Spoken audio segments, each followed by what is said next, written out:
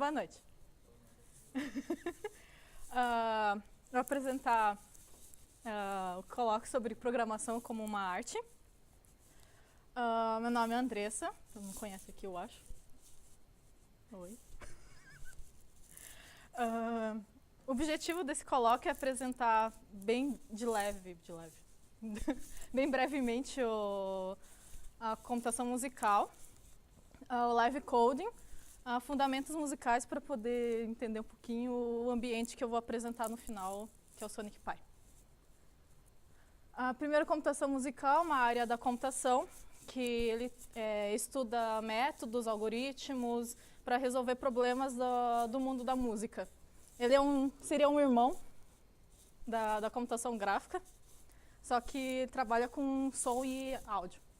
Então temos as áreas de síntese sonora, processamento de áudio, armazenamento e representação de áudio e computação algorítmica. E por último, o live code, que é o que vou apresentar.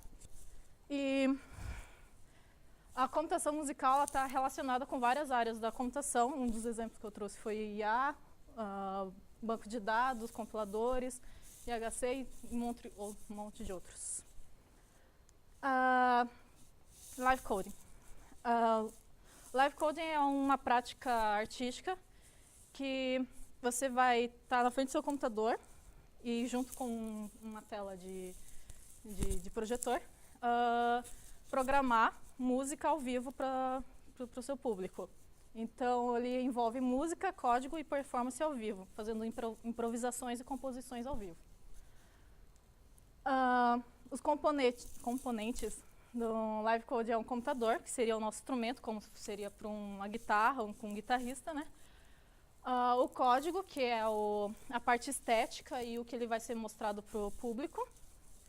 E um projetor que mostra o código. Como eu já disse, o live coding ele engloba a composição, a improvisação e a programação. Agora um pouco de fundamentos de sons e música. Primeiro, as propriedades de som. Temos 4 propriedades, que são a frequência, que são os ciclos de ondas, porque o som é uma onda, né? E essa frequência ele vai dar a característica de agudo ou grave, ou seja, um som com mais níveis de ciclos, ele tem um som mais agudo, mais alto. E a frequência menor, que são ondas mais largas, tem um som mais grave, né? Um exemplo seria um violino, que tem um som bem agudo, e uma tuba, outro exemplo de coisa, um trovão também é um som grave. A unidade de medida é o Hertz. E isso. Outra propriedade é a amplitude, que é o que dá o volume do som. Então, a amplitude dessa onda, ele determina qual que é o volume, se é baixinho ou alto. E o som ele tem uma propagação, onde essa amplitude ela vai diminuindo com o tempo. E a unidade é decibel. O timbre, ele seria a diferenciação, a característica do som. Como que a gente consegue diferenciar se o som que está vindo é de um animal, como um gato, ou o som é de um cachorro ou de uma pessoa? Às vezes a mesma frequência, mas como que a gente consegue diferenciar isso? E é o timbre que dá isso, que é o som, aquela frequência, o som está vindo de um piano, o som está vindo de um violão, mas é a mesma frequência, porque ele tem um timbre, que a onda tem formatos diferentes, e isso vai dar timbres diferentes, que dá a diferenciação do som. E a duração é o tempo de duração do som. Aí tem os tipos de sons. Tem o som regular e o irregular. O regular seria o que soa mais agradável aos ouvidos, como o som de piano, que são os sons musicais, som de guitarra, de instrumentos, da voz, se tiver afinado. Som irregular são os ruídos, o que incomoda, não necessariamente incomoda, porque som de bateria é um ruído e não incomoda, mas som de arrastado, som de avião, são ruídos E outro exemplo seria a bateria, que são vários ruídos, um conjunto de ruídos. E para fazer música, a gente precisa dos sons regulares. Não necessariamente, mas é feito de músicas de som regular, som irregular e de silêncio. São sucessões de silêncios e sons. Agora, falar um pouco sobre síntese sonora, que é uma área da computação musical. A ideia do síntese é criar sons novos. Ele nasceu mais ou menos nos anos 70, 80, com sintetizadores. Na época eram modulares, então tinha cheio de válvulas e ficava mexendo em válvulas. E tinha aqueles sons bem eletrônicos, que foi bem famoso nas músicas dos anos 80, os sintetizadores. A ideia do sintetizador é criar um som novo, totalmente novo, que não tem como fazer com corda, com compressão, que seria de ar, que seria os instrumentos de sopro. E com isso eles criam vários métodos e algoritmos para criar esses sons novos. Esses algoritmos são bem parecidos com a ideia dos algoritmos usados em processamento de imagem, que tem umas coisas semelhantes, são semelhantes. Então, algumas técnicas são a síntese aditiva, que você adiciona som em cima do outro, né, mudando ele. Tem a subtrativa, que é como você vai tirando características daquele som e deixando ele mais limpo possível. E vários outros. Tá. Algumas definições. Tem o sample, que são trechos de gravação. Pode ser tanto um trecho de uma fala, pode ser só um som de uma bateria, um bumbo, um riff de uma guitarra, e tu pode usar isso dentro da sua música. E repetidas vezes, ou só uma vez. É um banco de dados de sons que você pode utilizar. A nota, ela é uma frequência, como eu já disse que era uma propriedade do som, né? Ela sozinha é só uma frequência, assim, tipo, a nota lá, ela é 440 Hz. Cada nota que foi mapeado desde a época de Pitágoras tem um hertz específico para ela. Si tem um hertz, uma frequência, quer dizer, o dó tem outra frequência e assim por diante. Agora o acorde, ele é um conjunto de notas que junto eles representam uma harmonia de sons. E na música a gente utiliza, principalmente por guitarristas e pessoas que tocam violão, violinistas, sei lá,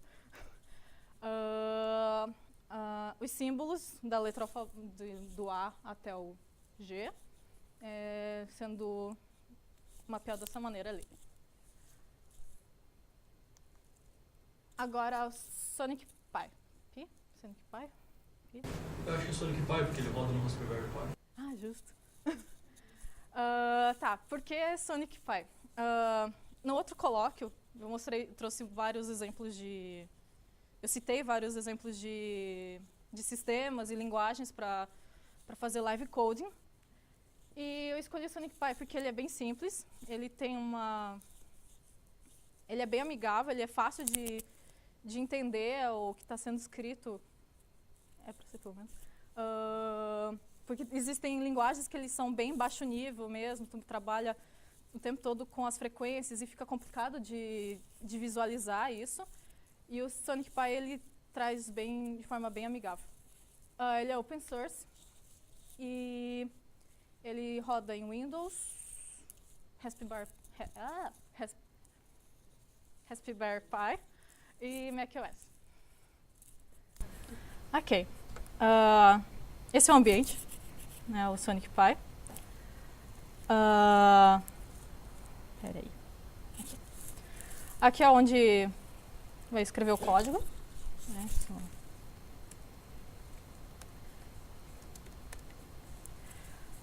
aqui em cima tem os botões de play, parar, gravar. Aqui mostra as ondas sonoras e aqui é o registro, o log. Tá, esqueci. No SonicPy ele já tem o tutorial com ele, quando tu baixa o sistema já vem o tutorial, tem exemplos, a descrição das funções estão todas dentro dele. Como aqui tem um exemplo que está aberto aqui. Tá, vamos mostrar aqui.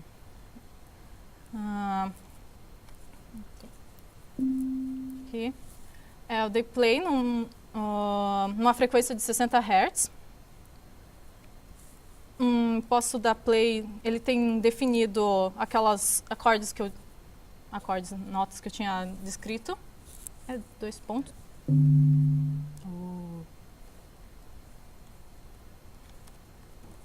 Não sei usar ele.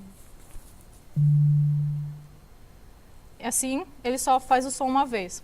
Como eu disse, o live code ele é escrever o programa e ficar rodando enquanto você vai modificando e o som tocando mesmo assim, sem parar. Para isso, vamos ver onde que eu deixei isso. Tem a função live loop que dá suporte a isso. Que nem fica assim. Então, eu posso adicionar outras coisas. Tá horroroso. E ele vai colocar depois esse som, sem ter que parar e reiniciar tudo de novo. E isso posso ficar fazendo, sei lá, mudar os parâmetros. Agora sim.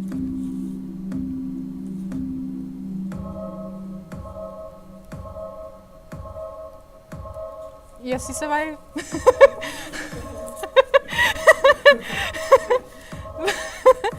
Você vai mudando os seus parâmetros. Ele já vai mostrando tudo que ele tem definido. Deixa eu ver. O que eu estou usando aqui são samples, né? São gravações que ele traz junto com ele. E as...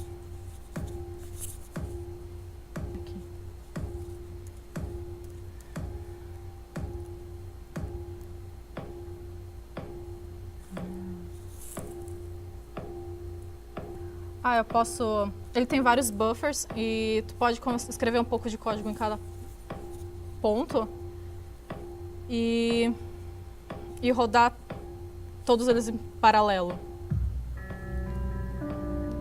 Não sei se dá pra ouvir no fundo o primeiro que estava tocando antes e ele começou.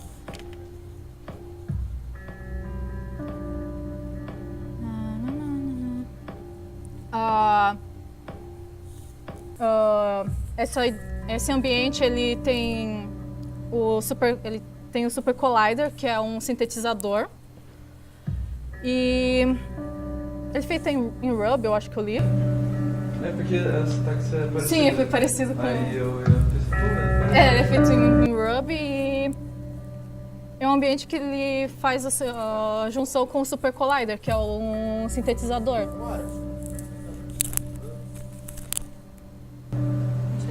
Tem 2 loops. Ele vai executar cada um do material. Aham. Deixa eu ver. Aqui, ó. Ele tem threads, tem suporte de threads. Deixa eu parar isso aqui. Sai. Olá, meu bem. Olá, tudo bem? Não dá de matar cortando, cara. Não dá pra... Já tentei. É o formato que instala no sistema. É o que mantém o Windows funcionando. Aqui tem 2 threads, né? E ele tá bonitinho aqui. Ele fica... Pior que eu nem olhei, porque eu acabei de... Faz pouco tempo que eu tô olhando ele, então... Mas eu acho que deve dar pra colocar samples nele. Com certeza.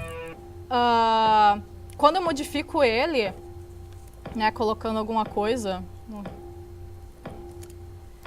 Ele vai, depois de um certo tempo, colocar esse novo coisa que eu digitei aqui. Se não tivesse esse live loop, que é outro caso que estava tocando antes, cadê? Aqui, pode ser esse. ele vai botar um por cima do outro. Então não vai fazer uma modificação em tempo real. Ele fica colocando um em cima do outro os sons. É aditivo, fica adicionando. Ah, não sei, agora. Eu não pensei como ia terminar isso. Com você tocando essa música, né? Eu só fiquei brincando mesmo, eu não... Ainda é tipo... esses ambientes de live code, eles têm vários estudos em cima deles de cognição. Então, tu tem todo o tempo de aprendizado que nem você levaria para tocar um instrumento. Tu tem todo aquele tempo de aprendizado e se acostumar com ele. Então, ainda tô no nível de aprender o que tem nele. Ainda tô brincando de só ficar mexendo os parâmetros e testando tudo. Faz uma viva aí. Você tem acesso ao banco, os sons. Boa pergunta. Não sei. Não sei. Não sei. Aí ele vai carregar samples e synths que tem fora. Agora que eu vi. Que tem. Bota os aplausos aí. O que é esse código grandão aí? É, esse Boa pergunta, né? Roda e vê o que acontece. Peraí.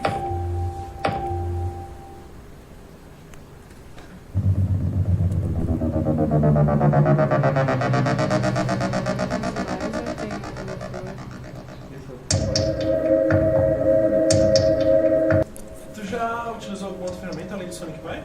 Já. Mais duas ferramentas. Linguagens. Essa aqui traz todo o ambiente, né? Os outros são duas linguagens. Chuck, que eu falei, né, ali. E Extempor, que é uma linguagem baseada em Scheme, que é funcional. Tem elas aí agora? Aqui não. Eu tentei fazer de tudo para instalar no Linux e não deu, e trouxe o mais rápido possível em cima da hora no Windows, que foi o que eu consegui instalar. Porque eu tinha antes tudo no Ubuntu e eu troquei todo o sistema e estou usando o Manjaro agora e... e estou num momento de transição, não consegui. Tem uma coisa aqui que começou a aumentar um pouco da batida me deu uma ideia. Teria como tipo, tu criar fazer um loop pra decrementar uma variável e deixar essa variável como sendo a frequência do som? Daí cada interação. Tava fazendo isso. Vai lá, Pedro, frita.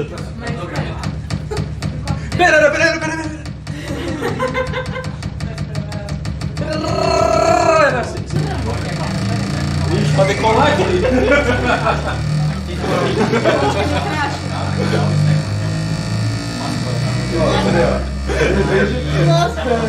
Eu lembro desse código, lembra?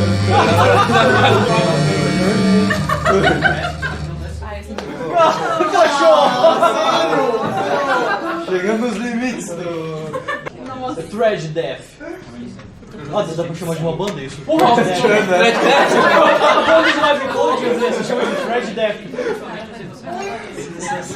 Fechou. Pô, imagina o nome da música, Segue Fault, Extreme Overflow, boa. O nome do álbum, tirei a memória no outro. Deve existir. Fazer tipo post-rock assim, Vamos bater umas fotos pra fazer a capa do álbum aí. Feio, memória com borracha no colégio. A sua primeira memória não funcionou.